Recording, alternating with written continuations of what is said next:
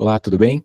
Aqui Daniel Coriolano, eu sou médico, escritor, e hoje eu vou conduzir você aqui dentro desta masterclass sobre um tema que eu considero muito importante para o cotidiano hoje e também especialmente interessante. Então, eu sugiro que você eleve suas expectativas para o nosso encontro de hoje e sem medo, sem receio, porque quando eu descobri esse tema, eu achei muitíssimo interessante. É um tema potencialmente capaz de modificar muitas decisões das nossas vidas. Acredito que se você for um multipotencial, você também passará por um sentimento similar ao que eu passei quando conheci e, portanto, fará algumas mudanças, aperfeiçoará algumas decisões na sua vida. Hoje o foco vai ser sobre a carreira, mas eu tenho certeza que esse tema se intercala com outras decisões para além da carreira, do mercado de trabalho, tá bom? Então, é útil começar com uma definição do que é que a gente vai falar aqui. Quando eu cito multipotenciais, eu estou falando daquelas pessoas que têm interesses diversos e costumam ser percebidas, caso esteja em desordem das suas ações, uma pessoa que pulveriza a sua atenção por várias coisas, vários projetos, projetos por vezes inacabados. Mas também tem aquela pessoa que é mais ordenada, o multipotencial, aquela pessoa que tem interesses diversos, dedica um tempo para estudar sobre o assunto, consegue falar sobre múltiplos temas e com isso vai conduzindo sua carreira de uma forma até diferenciada. Então, o multipotencial tem múltiplos interesses, mas precisa ter alguns cuidados para que as coisas não saiam da linha.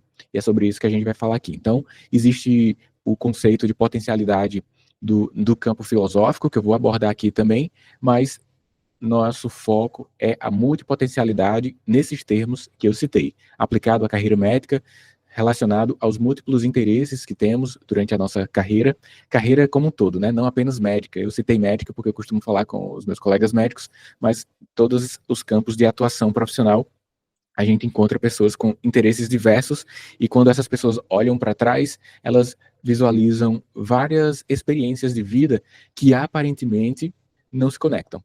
Bom, é sobre isso que a gente conversa aqui, com o objetivo de transformar essas inquietações, esses interesses diversos, em atos para uma carreira única e valiosa. Uma carreira que seja fecunda, que seja estruturada e que seja ordenada e disciplinada. Calma aí que você vai entender tudo para que a gente possa tangibilizar pessoas com essas características, além de talvez você, eu resgato aqui o Michelangelo. Viveu por volta do ano de 1500 e ele teve atuação em vários setores do conhecimento humano, de uma forma especial nos setores artísticos. Você deve o conhecer por ele ter pintado a Capela Sistina, está lá no Vaticano. Você deve o conhecer por ele ter esculpido a Davi, por exemplo, está aí do lado da imagem. Você deve o conhecer por ele ter sido arquiteto ou então outras coisas. Quando a gente olha para Michelangelo, a gente olha os diversos campos de atuação, talvez dê a entender que ele pulverizava os seus olhares, as suas estruturas de trabalho, a sua energia. Mas percebe que existe um fio condutor quando a gente olha para Michelangelo, a gente percebe sua incursão em ambientes relacionados à beleza, à forma, à arte como um todo. Então existe um fio condutor que dá a liga para que o que a gente chama de profissões se encaixe lá.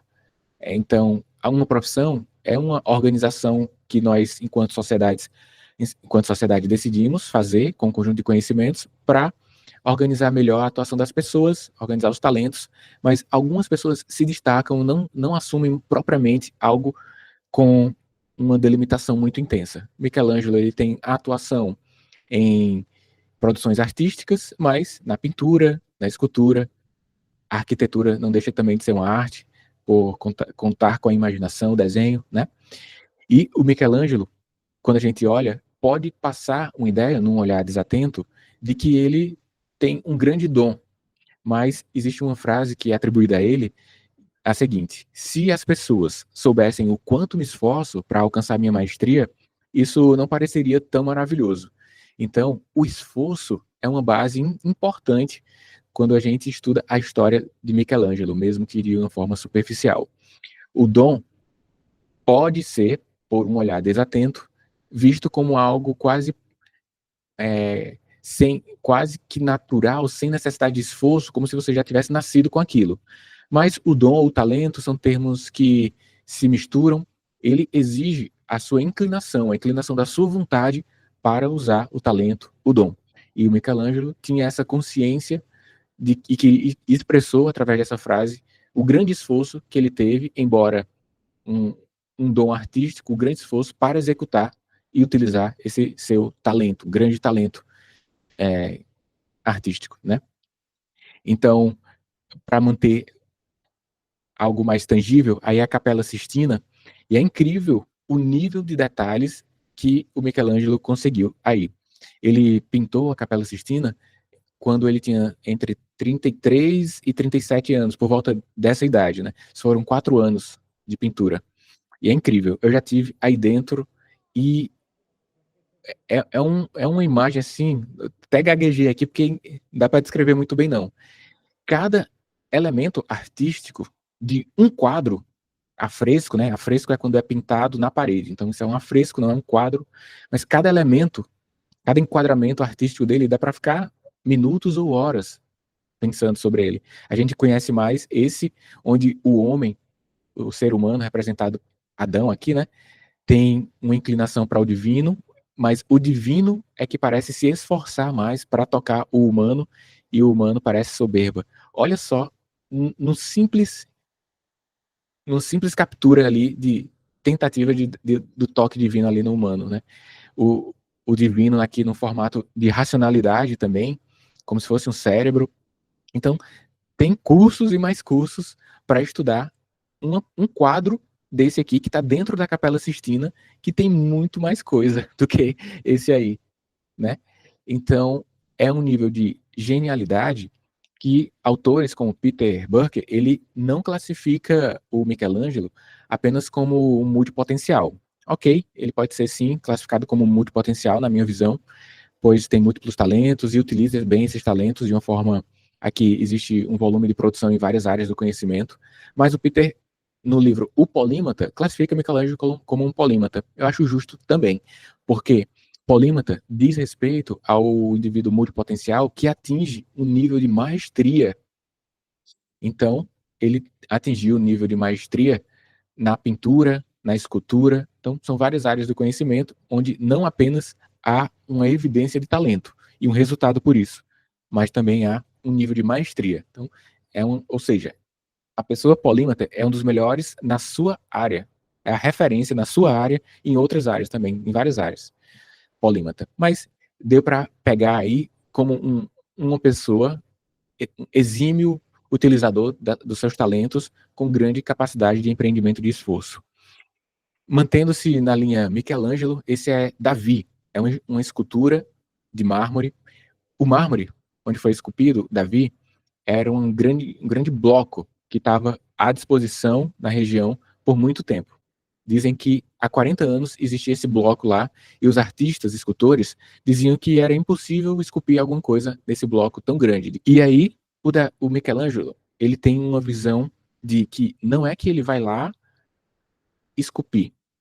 Ele esculpir no sentido de ele vai criar a coisa da cabeça dele.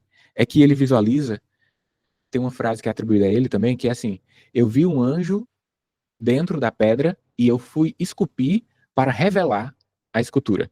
Então, a imagem mental que ele tem na sua atuação enquanto escultor é que já a obra já existe lá dentro. A ele cabe apenas tirar os excessos da pedra, libertar a forma aprisionada no mármore, que é uma visão também que o Stephen King coloca, né? Ele diz que quando vai escrever, eu até tenho um livro dele sobre escrita, e nesse livro tem esse relato. Quando ele vai escrever, ele prefere não planejar a história toda. Ele escreve e vai conhecendo a história como se estivesse fazendo uma atitude arqueológica. Ele sabe só a próxima linha, depois a próxima, vai escavando e a história vai se revelando.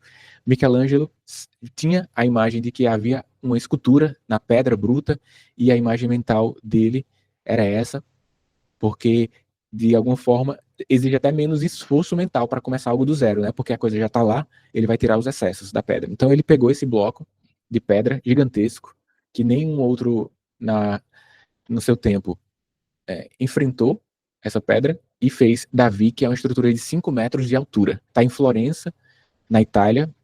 Eu vi a réplica que fica na parte de fora desse museu aí, que é a mesma, só que lá de fora, gigantesca. É uma coisa assim absurda em nível de detalhamento anatômico também. Então, olha só, uma veia aqui, tem os tendões assim, aqui, ó, é um nível extremo. Lá em Florença, tem muitas esculturas, tem umas baixas também, da nossa altura usual, ser humano. Fica lá na praça. Eu fiquei assim, ó, cara a cara com várias, olhando, né? Parece uma pessoa petrificada. Então, para conseguir aquele nível de detalhamento anatômico, você olhar o negócio que está na sua frente, você pensa que é uma pessoa petrificada. É incrível. Assim, você já teve alguma experiência em produzir algo de argila, então dessas massinhas de criança? No máximo que eu faço é uma bolinha e um corpo muito mal feito, e aí faz o bonequinho lá de massinha com meu filho. Ou então um avião, né? Você faz um rolinho lá e coloca e diz que é asa. Imagina fazer uma escultura com um nível de detalhamento gigantesca como essa. Então, de fato, além da pintura, das artes plásticas, colocado como exemplo a Capela Sistina, e tem muitas outras coisas também que ele fez, o nível de escultura. Então, multipotencial. Ele fez Michelangelo entre o ano de 1501 e 1504. E libertou várias formas aprisionadas que estavam dentro de mármores. Tá tudo lá exposto. E saindo do Davi esculpido pelo Michelangelo, indo para o Davi histórico, bíblico, a gente tem alguém que também tem todos os indícios de ser um multipotencial. Em momentos diversos de sua vida, ele foi poeta, um grande estrategista, ele cuidou das ovelhas na sua vida rural, ele matou feras, né? Então demonstrou uma grande força, um grande guerreiro. Antes de enfrentar Golias, né? Derrotar os filisteus, se tornou rei depois de Saul. Veio o Davi e conseguiu uma unificação de Israel. Então, em vários momentos da vida, ele foi muito bom em várias áreas. Foi um exímio cuidador das ovelhas lá, ele matava as feras, né? Existe esse relato. Ele escreveu salmos, acho que 73 salmos, dos 150 salmos que tem na Bíblia, ele escreveu 73, né, a relato disso. Então, um excelente escritor, eu recomendo que você leia os salmos, e é um texto, do ponto de vista literário, além de teológico, incrível, muitíssimo bem feito. E você pode escutar esses salmos também, buscando nas plataformas de áudio, né, Spotify existe a parte em áudio disso, muito, muito boa. Então, escute e aprecie a beleza dos salmos. As instruções que tem lá. É incrível. Incrível, incrível mesmo. Então, o Davi manifestou o seu talento em várias ações da sua vida. E também eu vejo um fio condutor. Para ser um grande líder, um grande rei, é preciso ter sensibilidade. E essa sensibilidade, possivelmente, já estava incipiente no momento em que ele tocava a harpa. Né? Uma pessoa com inclinação a tocar instrumentos tende a ter percepções destacadas de ouvido e de música, de qualidade sonora, e isso, de alguma forma, na mente do Davi, isso conduziu a que ele também tomasse boas decisões, porque suas percepções eram destacadas. A sua característica de ser estrategista enquanto rei, será que não veio de uma forma incipiente do seu treinamento, do seu período enquanto pastor de ovelhas? Então, tudo foi sendo misturado dentro de uma, digamos, carreira única e valiosa e de uma forma especial voltada à vontade de Deus aqui para o Davi. Né? Então vamos partir do ano 1040, 1000 antes de Cristo, né? O Davi ele reinou a partir do ano 1000 antes de Cristo, ou seja, ele tinha 40 anos. Vamos sair daí e vamos para o ano 384 antes de Cristo. Andamos um pouco, né? Aristóteles, ele organizou muito bem a filosofia até então dos primeiros filósofos. Sócrates, ele não escreveu, teve como aluno, né, o Platão. O Platão foi mentorado pelo Sócrates. O Platão já escreveu os diálogos e vários registros de Sócrates. E Aristóteles, ele é conhecido como alguém que sistematizou esses escritos, e ele mesmo relata que ele corrigiu algumas coisas também. Então, essa sistematização de conceitos é muito encontrada em Aristóteles. E um dos conceitos que ele traz para a gente é o conceito de potência e ato. A potência é algo que pode vir a ser, E o ato é a potência no momento executada.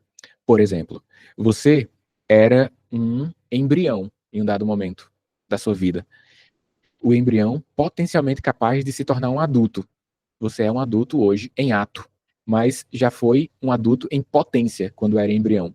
Então, nossa vida é cheia de atos e potências. Atos é o que pode ser, e o ato, potência, é o que pode ser, e o ato é a execução dessa potência. Uma semente de árvore é, em potência, uma árvore em potência, mas ela não é, em potência, um ser humano. Então, nós, seres humanos, temos múltiplas potências, mas uma das nossas potências não é ser uma árvore, por exemplo. Então, existe algo natural que se correlaciona entre potências e atos. Você só pode ser um ato do que você antes foi uma potência. Isso tem a ver com a necessidade de refletirmos sobre os nossos talentos. Você não pode ser o melhor do mundo, recordista olímpico na natação, se você tem um nanismo. Então, uma pessoa que tem esse nanismo, ele não é um potencial recordista olímpico em natação. Ele não é potencial. Então, nós devemos, de uma forma crítica, cuidadosa, analisar, entender, refletir, aperfeiçoar essa reflexão por anos, para entendermos quais os nossos talentos verdadeiramente se reúnem em potências reais, para que nós não iniciemos projetos cujos atos não estão associados a nossas potências de carreira, por exemplo, tá bom? Então, potenciato é importante. No entanto, para que o ato aconteça, um ato anterior tem que estimular a transposição da potência para o ato. E esse ato anterior pode ser inicialmente um esforço com ordem, com disciplina, até que o ato aconteça. Então, há uma sucessão de potências e atos, potências e atos. Existe isso na nossa vida. Então, se você olhar para trás, você foi antes de ser um adulto, um adolescente, depois uma criança e depois um bebê. Então, o bebê é uma potência de criança. Uma criança e um bebê é potencialmente alguém que fala. E alguém que fala é potencialmente alguém que discursa. Alguém que tem uma visão e não tem déficit cognitivo é potencialmente alguém que lê. Alguém que lê é potencialmente um professor. Então, você olha para trás, olha para frente e vê uma sequência de potências e atos. Se você quiser mesmo andar o máximo para trás, potenciato, potenciato, você vai encontrar o motor primeiro, que é a causa inicial de tudo. E você entende que esse motor primeiro, que é a causa eficiente de tudo para frente, não pode ser nem um pouquinho de potência, ele é um ato puro. Esse ato puro promoveu as potências para frente, mas assim, dessa forma, esse motor primeiro, esse primeiro ato de execução para Aristóteles, né, existiu. Então, assim, para nós cristãos, né, para vocês, caso seja, você pode entender esse motor primeiro como Deus. Então, entendido como o ato puro. Ou seja, Deus já, ou motor primeiro, se você não quiser avaliar pelo ponto de vista teológico, é o ato puro. Ele já é o que é.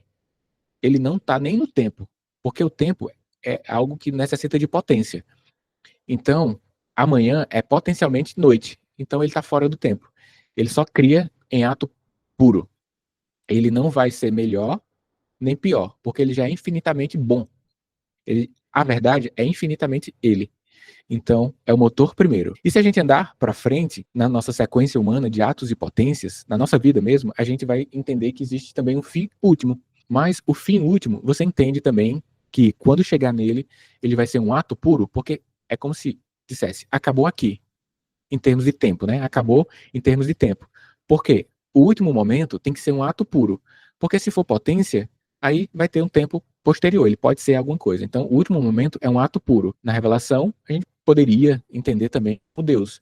Deus, portanto, é o motor primeiro, o ato puro e o fim último, para onde nós vamos. Só que, sem querer avançar nesses aspectos mais profundos, metafísicos, filosóficos, teológicos, vamos ficar na nossa vida dentro do tempo. Na nossa vida, na nossa carreira, somos atos e potências, olhando para trás, até vamos colocar um stop ali na gestação, e atos e potências até a nossa morte, nosso período que vivemos no tempo. Então, nessa sequência de atos e potências, precisa de muitos atos para que as próximas potências sejam exploradas, portanto, de muito esforço. Se você olhar para dentro da sua vida agora, uma resposta precisa ser retirada daí, que é: quais são as origens das suas escolhas?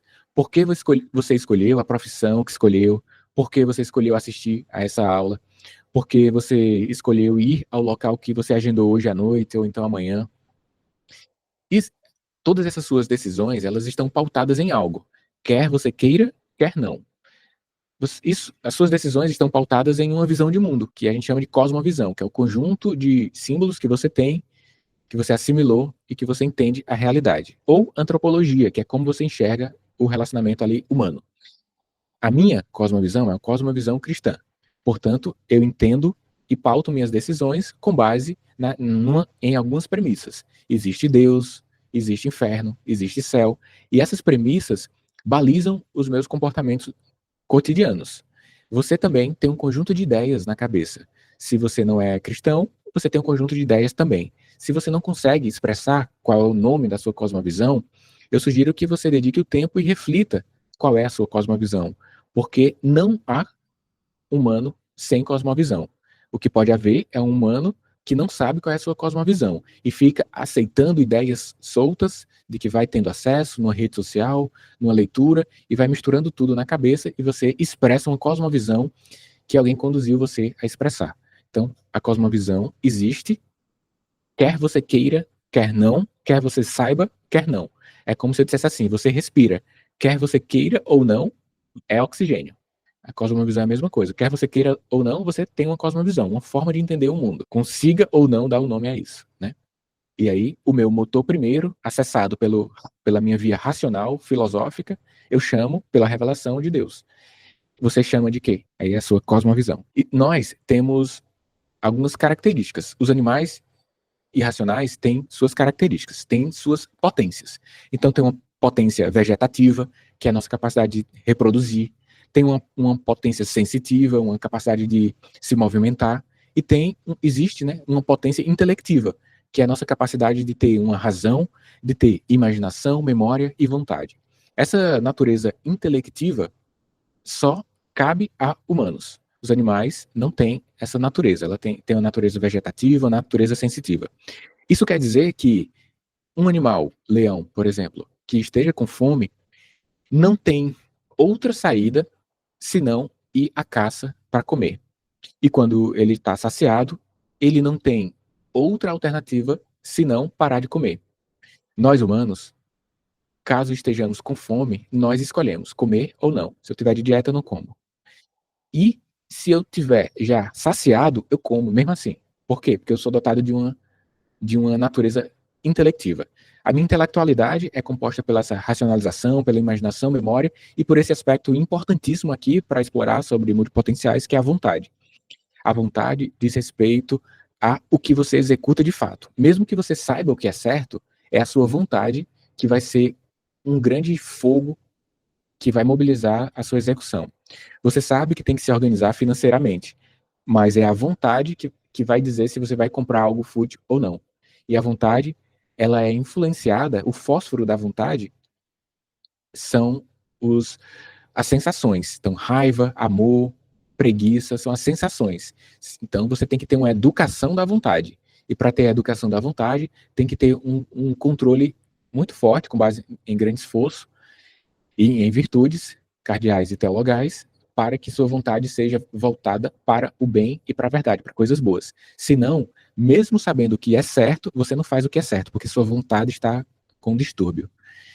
Então, tem que treinar a vontade. Eu recomendo, para explorar mais esse assunto, o livro Educação da Vontade, de Júlio Spaiol. Então, essa nossa natureza intelectiva é o que nos faz únicos enquanto ser vivo. Imaginando todos os seres vivos, nós somos únicos, pois apenas nós temos essa natureza intelectiva. Aristóteles aponta que essa natureza intelectiva é própria do ser humano e do corpo. Platão, com algumas definições adicionais, aponta a existência de uma alma. São Tomás também. Então, eu vejo que a nossa natureza intelectiva se soma para ser a nossa alma. É a nossa alma intelectiva que nos possibilita sermos termos razão, imaginação, memória e vontade, coisa que o animal não tem, certo? Então, existe essa natureza intelectiva. Então, você já entende aí que, por natureza, todos os seres humanos são multipotenciais. Por quê? Porque tem uma potência de se desenvolver. Multipotencial no sentido de vegetativo, né? Eu posso comer, eu posso me reproduzir, eu posso ter raiva, eu posso ter mansidão, eu posso trabalhar, eu posso não ir trabalhar, eu posso comer, eu posso não comer. Nesse sentido filosófico, todo mundo é multipotencial. Mas pegando esse termo multipotencial aqui no cenário de carreira, eu estou falando sobre um controle da vontade.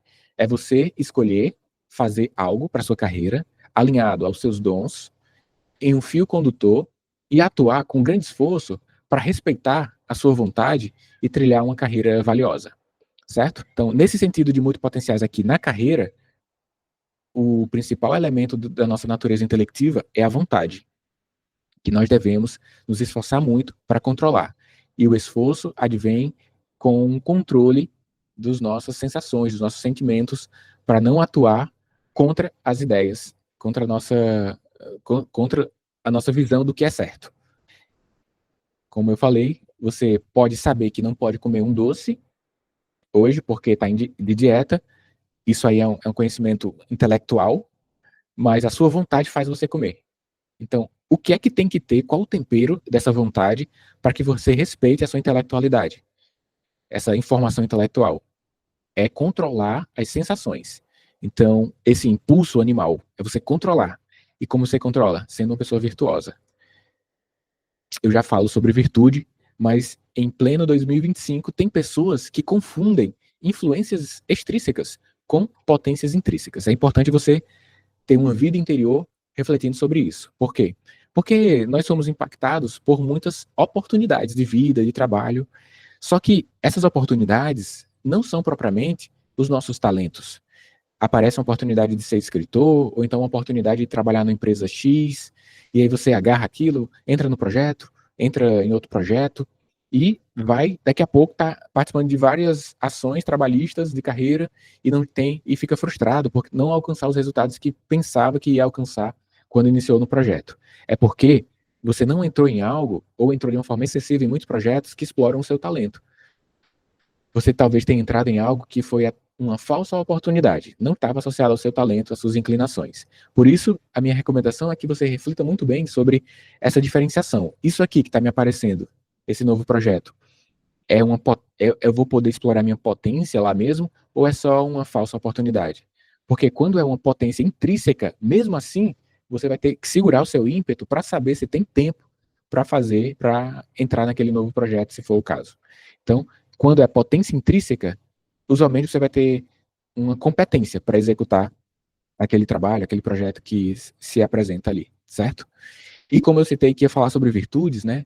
A vontade é como se fosse um cavalo selvagem, como esse aí. Algo dotado de grande força, como se fosse algo descontrolado, mas com grande força. É como se entregasse um cavalo desse, dotado de grande força e capacidade de correr, de pular, de dar coice, tudo, e colocar uma criança aí em cima, uma criança aí de 5 anos. Qual a capacidade dela controlar esse cavalo? Possivelmente zero, né? Então, com a nossa maturidade, nós vamos desenvolvendo virtudes a fim de que cresçamos e sejamos uma pessoa que coloque rédea no cavalo. Então, ao colocar rédea nesse cavalo, na nossa potência intelectiva, de uma forma geral, mas de uma forma especial, na subpotência intelectiva, vontade, você consegue ser livre. Por quê? Porque quando você controla a sua vontade, quando você coloca rédeas no cavalo, você diz para onde ele vai, para onde aquela potência vai. Se você não controlar o cavalo, você é um escravo, escravo da vontade. Às vezes as pessoas pensam que ser livre é fazer o que quiser, é subir no cavalo sem rédeas. Você concorda? Subir no cavalo sem rédeas, ele vai fazer o que quiser. Imagina que o cavalo é à vontade, ele vai fazer o que quiser. Desordenado, totalmente desordenado, indisciplinado. Agora, se você coloca rédea, e a rédea é a virtude, você então tem um cavalo ou uma vontade ordenada. Portanto, você é livre para escolher o caminho que quer seguir. Não existe liberdade sem virtude. não existe liberdade sem virtude. E para que você explore isso na sua carreira, essa multipotencialidade, é preciso que você desenvolva virtudes. Existem várias formas de classificar as virtudes. As virtudes que eu trago aqui são as cardeais e as teologais, de uma forma mais fácil de assimilar. São os nomes das rédeas, né? Então, uma pessoa prudente, que sabe fazer boas escolhas, reflete, escolhas refletidas. Uma pessoa justa, que dá ao outro o que lhe é devido e que busca para si o que lhe é devido também, de forma justa. Uma pessoa com fortaleza, que coloca ímpeto na execução das ações.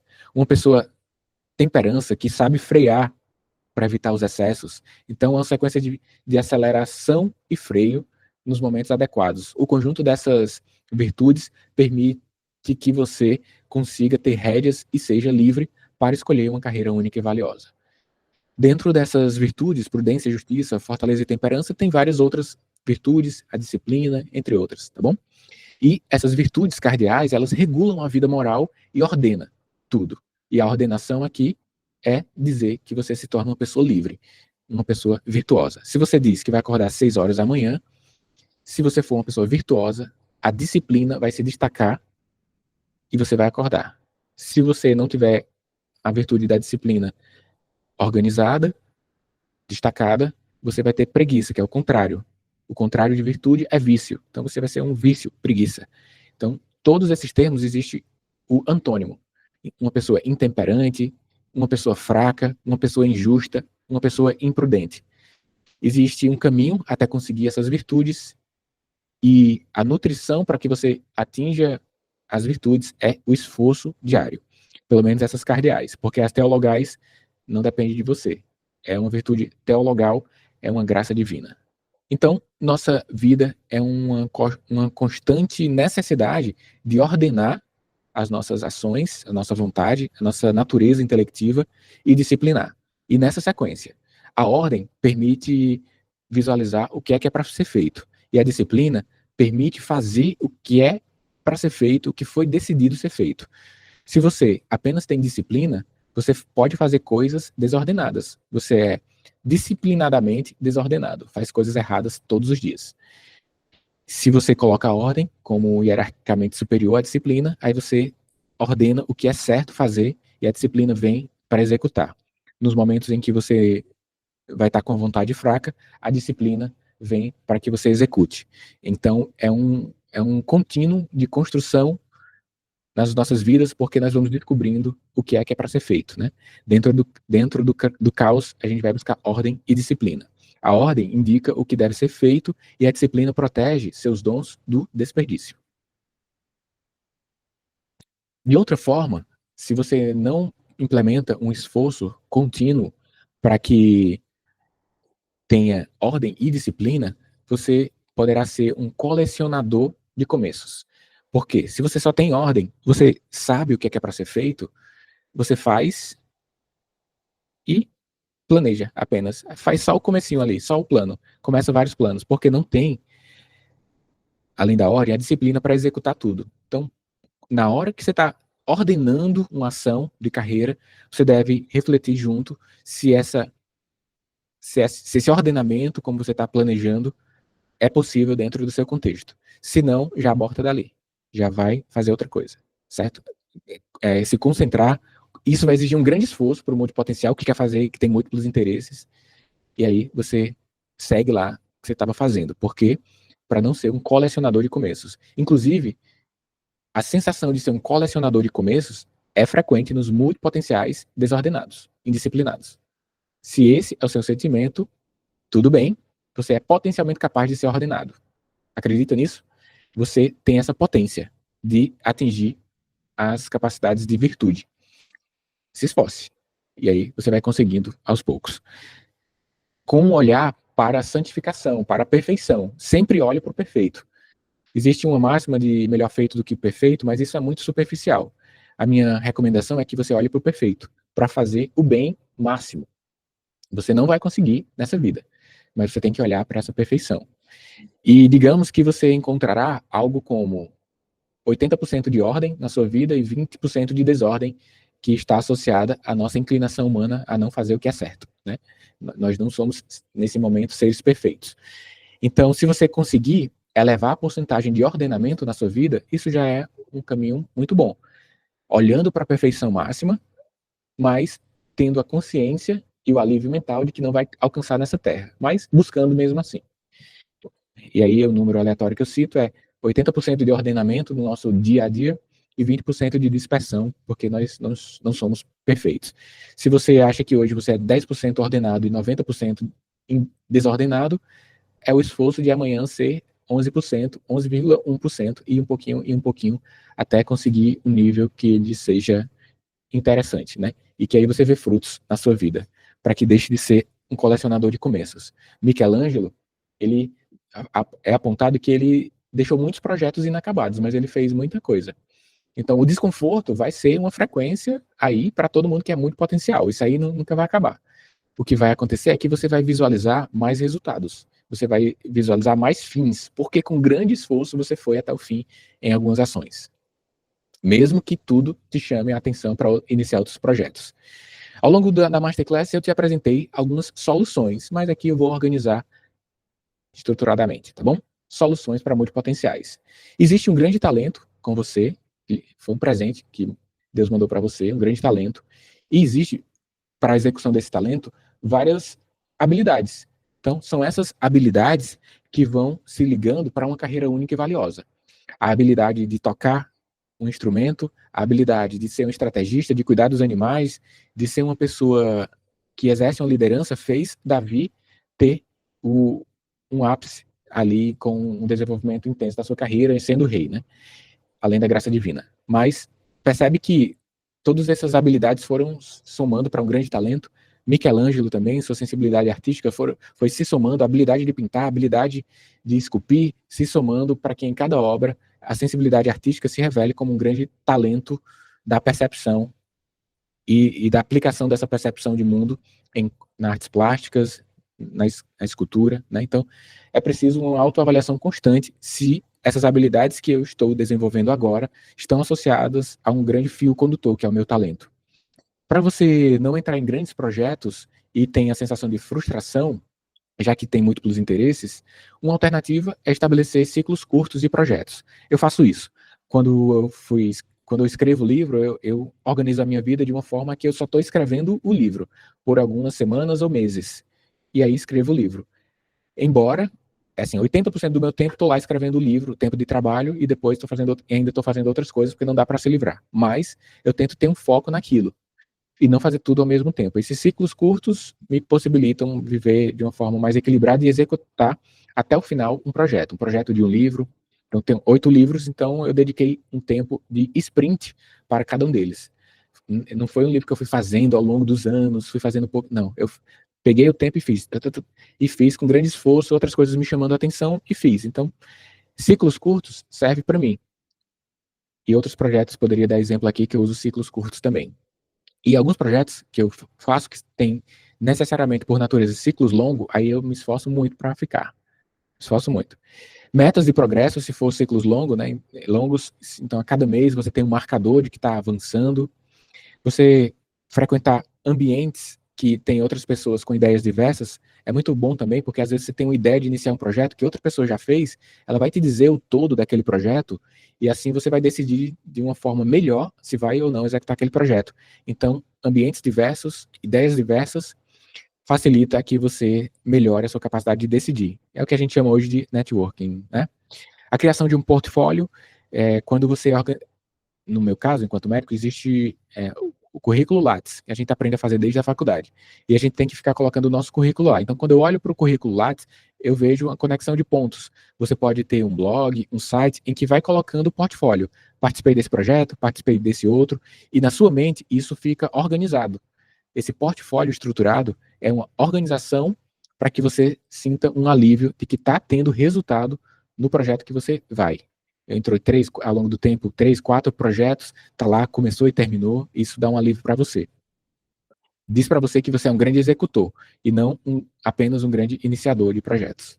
E o esforço para continuar é o principal aqui para multipotenciais, porque muitas coisas vão te chamar a atenção e você vai ser chamado para entrar em desordem. Vai iniciar, ordenar um projeto, ordenar, ou seja, escrever o projeto, e quando você pensa que são 5 ordenamentos, na verdade é uma desordem que está acontecendo na vida indisciplinada, né? Então tem que ter muito esforço. Quanto mais importante para a sua vida aquele projeto, mais esforço você vai ter que ter para se manter lá. Claro que alguns você pode desistir, né? Você visualizou coisas que antes não estava visualizando, mas as outras vezes não é que o projeto é ruim, é porque você perdeu o interesse. E você tem que lutar contra isso, porque o projeto é promissor e você sabe no seu íntimo. Se eu posso fazer alguma exortação aqui para você, é que você não desperdice os talentos que lhe foram confiados. Existe um grande talento em você ou alguns, e você explora isso através de múltiplas habilidades. Se você não se esforçar, não contar com as virtudes cardeais e teologais para ordenar esses esforços de uma forma também disciplinada, vai ficar tudo desperdiçado, porque vai tá pulverizado. A sua energia vai estar pulverizada. E o meu desejo é que você transforme suas potências em atos para uma carreira única e valiosa em prol de servir a comunidade. Essa é meu desejo para vocês que estão acessando isso aqui. Eu recomendo que você leia o meu livro para aprofundar o entendimento do tema. Não é um livro de autoajuda propriamente, como conhecemos. Se fosse classificar, seria um livro mais de vida interior ou de filosofia prática. É um livro de fácil leitura, de rápida leitura, inclusive, e de grande aplicação, grande aplicabilidade. Então, eu sugiro que você leia esse livro aí, tá bom?